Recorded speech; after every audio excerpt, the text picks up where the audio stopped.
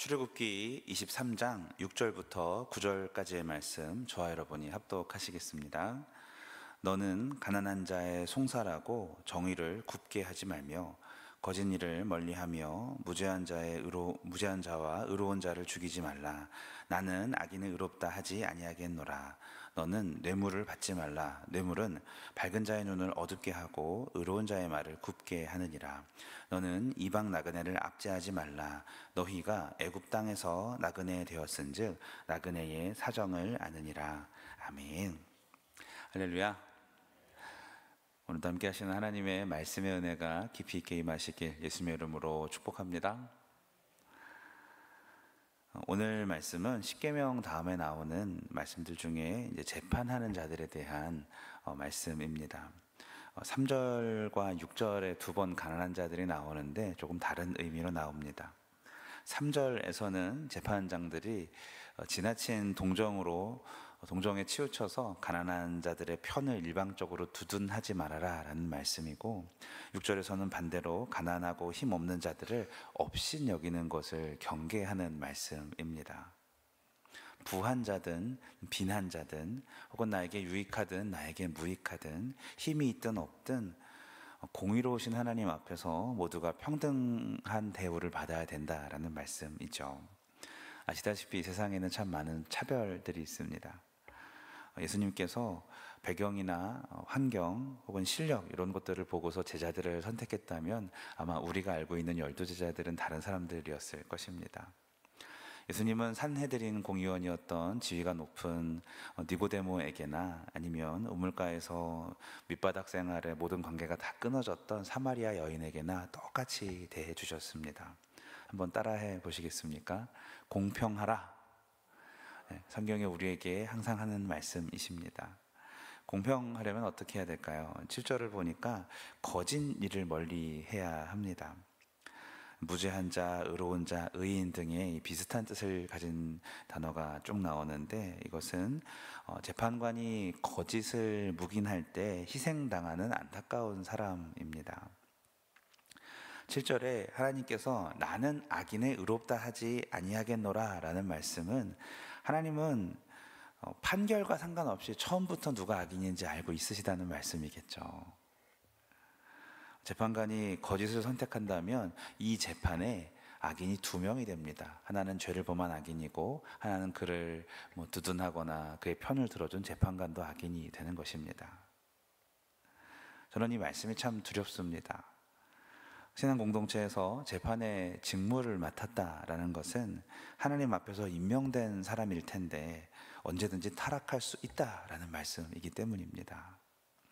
8절을 보면 타락의 과정이 나오는데, 뇌물과 거짓이 들어와서 눈을 어둡게 하고 말을 굽게 합니다. 처음에는 눈이 밝은 자였습니다. 현명하고 지혜로워서 백성들한테 인정을 받는 그런 사람이었습니다. 뇌물과 그 유혹에 넘어가서 눈이 어두워져 버리고 또 진실을 외면하게 된 것이겠죠.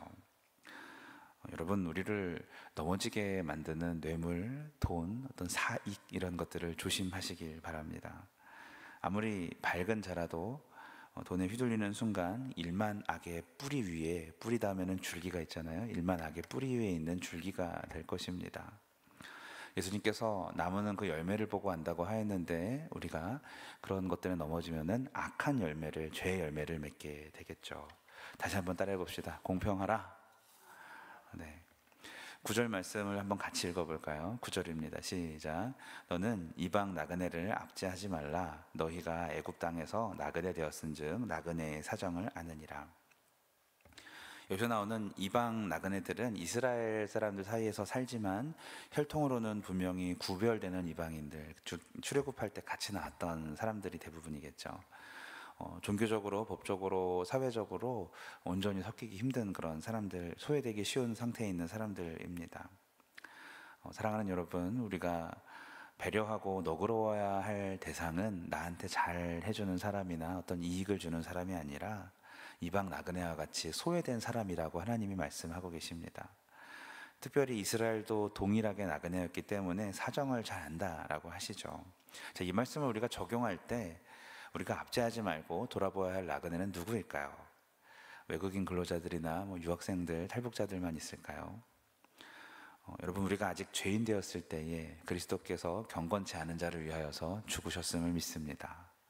우리가 나그네 된 경험이란 같은 하나님의 자녀였으나 하나님을 떠나서 방황하던 사람들, 복음이 필요한 사람들, 예수 그리스도 안에서 다시 손을 붙잡고 가족이 되어야 될 사람인 줄로 적용하셔도 괜찮습니다.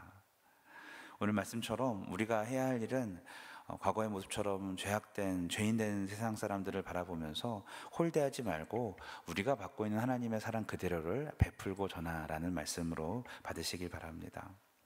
나랑 가까운 성도님한테 옥수수 한 봉지 드리는 것처럼 이웃집에 불교 다니시는 불자분에게도 똑같이 한 봉지 드리라는 말씀입니다.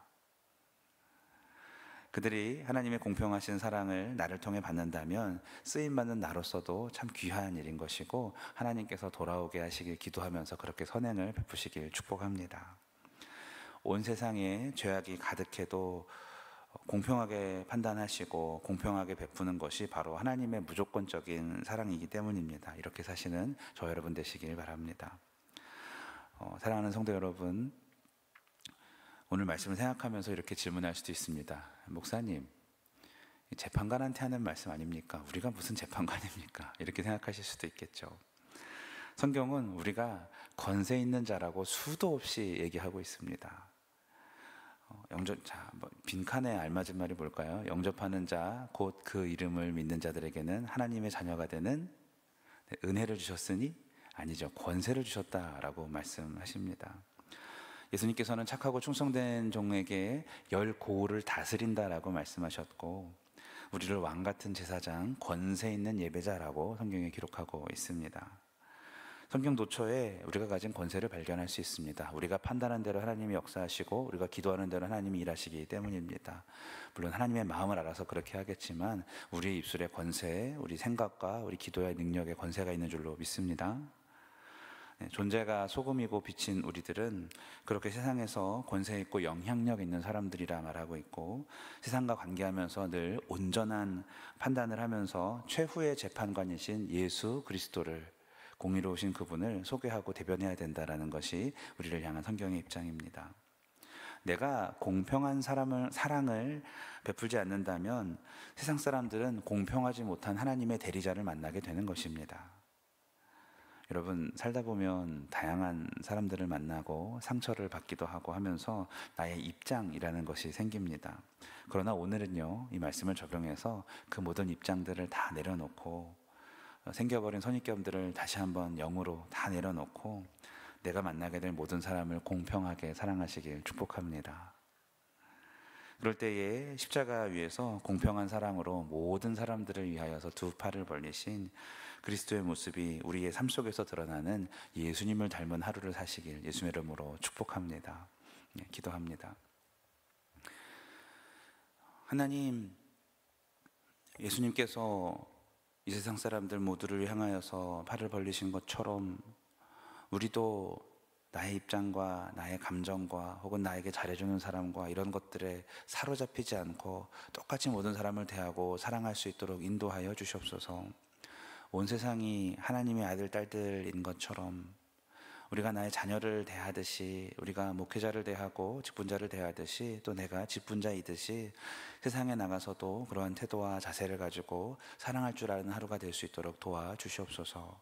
버스에서 마주치신 사람, 택시를 같이 탄 사람, 횡단보도를 기다리는 사람, 편의점에서 만난 사람, 시장에서 만난 사람 모두에게 하나님의 사랑을 전할 수 있는 우리들이 좋은 편지가 되고 통로가 될 수 있도록 함께하여 주시옵소서.